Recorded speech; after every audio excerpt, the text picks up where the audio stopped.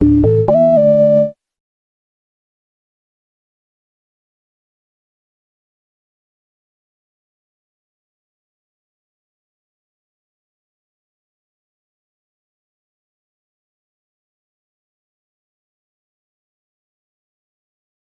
शांति। रूहानी बातचीत में आप सबका स्वागत है। तो ये पहला एपिसोड है, आशा है कि आप सबको पसंद आएगा। और इसमें जो भी एपिसोड शुरू किया है, इसमें हम बातचीत करेंगे, अनुभव की लेन देन करेंगे। तो आइए अब मिलते हैं सविता बहन जी से, जो अपने अनुभव शेयर करेंगी। ओम शांति। ओम शांति। ओम शांति। आज हम सबके बीच में ये सविता बहन है और ये अपना अनुभव बताएंगे कि कैसे ज्ञान में आए हैं और ज्ञान में आते हुए भी इन्होंने अपने जीवन में कैसे मुश्किलों का सामना करते हुए भी, बाबा की याद में भी कैसे परिस्थितियाँ आई, उनको हैंडल किया, कैसे अपने जीवन में बाबा की याद में बढ़ते रहे। और हम सविता बहन जी का बहुत बहुत इस अपना रूहानी पढ़ाई में बहुत ज़्यादा स्वागत करते हैं। और धन्यवाद। जैसे हम आपसे ये पूछते हैं कि जैसे आप ज्ञान में आए, है ना? हाँ जी। तो ज्ञान में कैसे आए आप? ज्ञान में बेटे को विदेश भेजा था, तो वहाँ उसकी सेटिंग नहीं हो रही थी, तो बहुत ज़्यादा प्रॉब्लम हो गई थी, थोड़ी फाइनेंशियल प्रॉब्लम भी हो गई थी। इसी वजह से मैं बहुत स्ट्रेस में थी। तो जैसे मैंने पीस ऑफ माइंड चैनल देखा, तो वहाँ पर शीलू दीदी की क्लास लग रही थी, तो मैंने वो सुनी। मुझे सुनकर बहुत शांति सी मिली। फिर उन्होंने मेडिटेशन कराया, तो मुझे मेडिटेशन के बारे में बिल्कुल कुछ भी नहीं पता था। तो मैंने जैसे राम शरण का नाम दीक्षा ली थी, वो मेडिटेशन कराए थे, तो मैं वैसे ही राम राम कर रही थी। तो जैसे मैं रोज़ वो क्लास सुनने लगी, कभी सूरज भाई जी की, कभी शीलू दीदी की, तो जैसे जैसे वो मेडिटेशन कराते थे, तो मैं ऐसे अपना राम राम की नाम की माला अंदर उसका जाप करती थी। तो धीरे धीरे मुझे शांति की फीलिंग आने लगी, थोड़ा मेरा माइंड ठीक होने लगा। तो मैंने एक दिन सोचा कि हमारे यहाँ फगवाड़ा में भी ब्रह्मा कुमारी इसका आश्रम है, तो मैं वहाँ ज़रूर जाऊँगी, देखूँगी वहाँ क्या होता है। तो ऐसे ही मैं एक दिन मन बनाकर आश्रम में आ गई। तो वहाँ मुझे आप दीदी मिले, तो मैंने आपसे अपनी सारी प्रॉब्लम शेयर की भी, दीदी ऐसे मैं बहुत प्रॉब्लम में हूँ, जैसे बेटे की सेटिंग नहीं हो रही। तो उन्होंने बोला था आप कोई बात नहीं, आप यहाँ आओ, 7 डेज़ का कोर्स करो, तो बाबा को याद करो, सब कुछ ठीक हो जाएगा। तो मैंने वैसे ही किया, मैंने 7 डेज़ का कोर्स किया।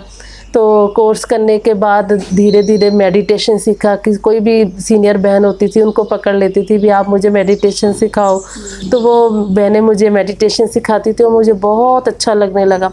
तो मैंने घर जाके भी अभ्यास करना शुरू कर दिया। और जैसे जैसे मैं अभ्यास करती गई, वैसे वैसे मेरी प्रॉब्लम्स भी सॉल्व होने लगी और मेरे मन को भी शांति मिलने लगी। जो मन मेरा भटकता था, वो थोड़ा स्टिल होने लगा। नहीं तो मैं इतनी टेंशन में थी, कभी मंदिर में जाती थी, कभी किसी पंडित से पूछना, कभी कुछ, जैसे कोई आदमी ज़्यादा प्रॉब्लम में होता है तो सभी सभी जगह सहारा ढूंढता, पर मुझे यहाँ सहारा बाबा ने दिया। तो मुझे बहुत अच्छा फीलिंग आने लगी। तो एक दिन थोड़े अच्छे छोटे छोटे अनुभव होने लगे। जैसे जैसे मुझे मेडिटेशन का अभ्यास करते करते आगे बढ़ी, तो मुझे छोटे छोटे अनुभव होने शुरू हो गए। तो सबसे जैसा है कि जैसे ज्ञान में आप आए, है ना? हाँ जी। ज्ञान में आए तो पहला अनुभव आपको कौन सा हुआ? पहला अनुभव ऐसा था कि बेटे के पास ना वीज़ा ख़त्म हो गया थी, उसकी जो लिमिट थी वीज़े की, तो वो उसके वीज़ा ख़त्म हो गया। तो मम्मी ये बोला मेरा वीज़ा नहीं है, तो मुझे वापस आना पड़ेगा। तो मैंने बाबा से बोला, बाबा इतने आपने मुश्किल से भेजा है बेटे को विदेश में, तो आप उसको सेटल करो, जैसे भी आप, ये आज ड्यूटी मैंने आपको दे दी है, बस मेरा काम है आपको याद करना। तो मैंने ऐसे ही बाबा को याद किया, योग किया, उसके लिए स्पेशल 7 डेज़ का योग रखा उसके लिए। तो जिस दिन उसका वीज़ा लगना था, मुझे सूचना मिलनी थी, तो मैं फ़ोन पास ही रखती थी। तो रात को जो बंदा टेंशन में होता है, तो हर वक्त बेटे की तरफ बहुत ध्यान था। तो मैंने रात को 2 बजे ऐसे फ़ोन खोला, तो फ़ोन में बाबा ने मुझे मैसेज दिया, बच्चे क्या बड़ी बात है, हो जाएगा। तो मुझे ये देख कर ना, दोनों दादी आपस में उनकी फोटो थी और ये लिखा होता बच्चे क्या बड़ी बात है, हो जाएगा। तो मुझे ऐसे इंडिकेशन आ गया भी वीज़ा ज़रूर लगेगा हुआ। तो आप मानोगे नहीं, सुबह 4 बजे बेटे का फ़ोन आ गया कि मम्मी मेरा वीज़ा लग गया। तो मैंने बाबा की इतना थैंक्स किया, बाबा आप देखो अपने बच्चों का कितना ख्याल रखते हो। तो मेरा धीरे धीरे ऐसे निश्चय बढ़ता गया बाबा पे। तो और जैसे देखो कहते हैं ना कि परमात्मा को याद हम करते हैं तो परमात्मा हमारी सारी माने कि मनोकामना पूर्ण करते हैं। जैसे भी आप सोचेंगे वो बढ़ेगा। हाँ जी, तो ज्ञान में जैसे आए तो आपको कोई मुश्किल भी आई? नहीं कोई मुश्किल नहीं आई। ज़्यादा युगल बहुत साथ देते हैं। कभी मुझे उन्होंने मना नहीं किया आश्रम जाने में, कभी भी सेवा में नहीं मना किया, जहाँ मर्जी मैं जा आ सकती थी। तो घर में भी बच्चे भी है, वो भी बाबा को याद करते हैं, बाबा को फॉलो करते हैं दोनों। तो अब भी मैं इतनी, बाबा ने इतने मुझे अनुभव कराए कि मैं उसका सभी को एक्सप्लेन नहीं कर सकती, अभी थोड़ा टाइम है।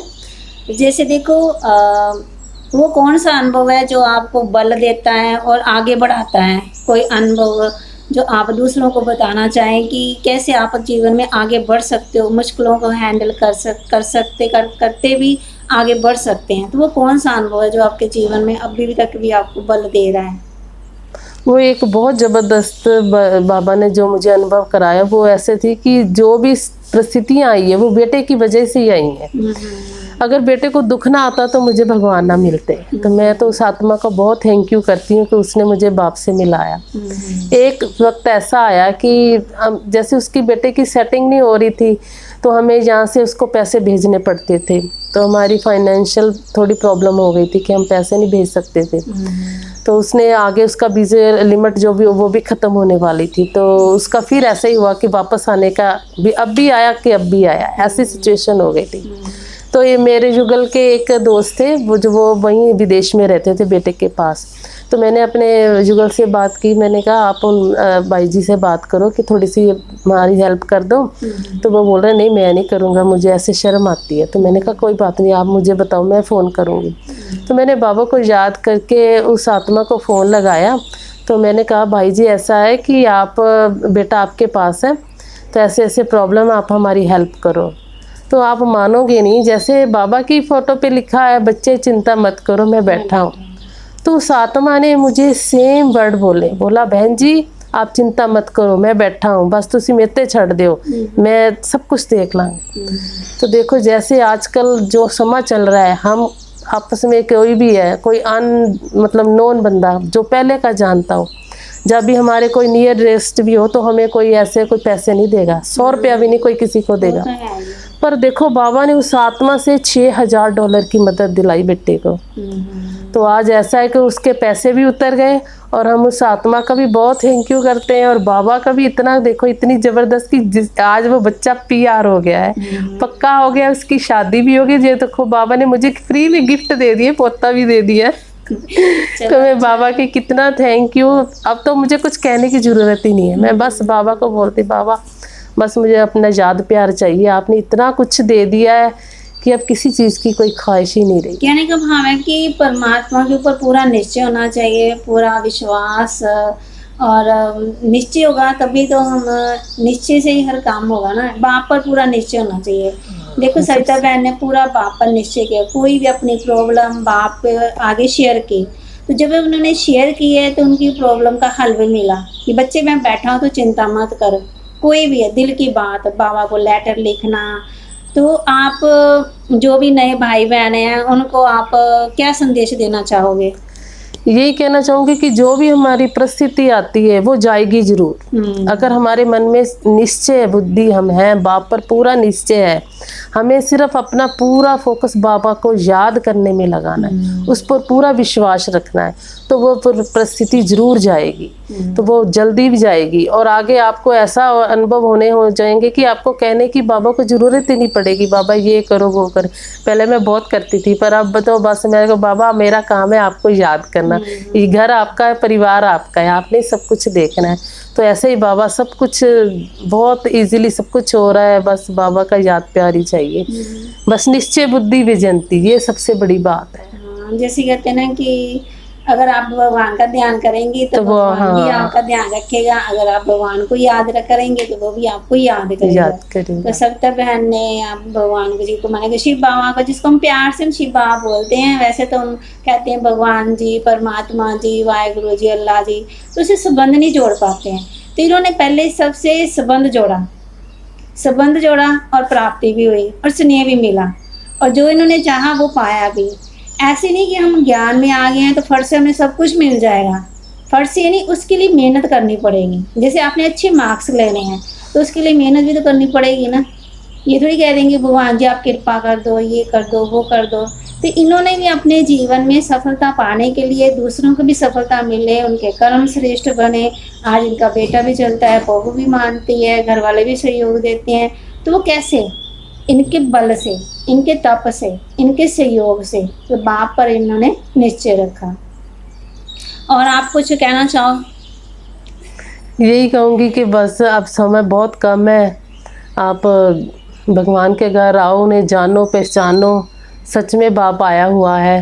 तो अभी हमें उनको याद ही करना है, बस हमें कर्म श्रेष्ठ करने हैं, अच्छे कर्म करेंगे तो हमारा फल भी अच्छा ही मिलेगा हमें। ओम शांति। ओम शांति जी। आपकी स्क्रीन पर बाबा की फ़ोटो को टच करें और रोज़ की मुरली और कमेंट्री सुनने के लिए सब्सक्राइब करें और शेयर करें।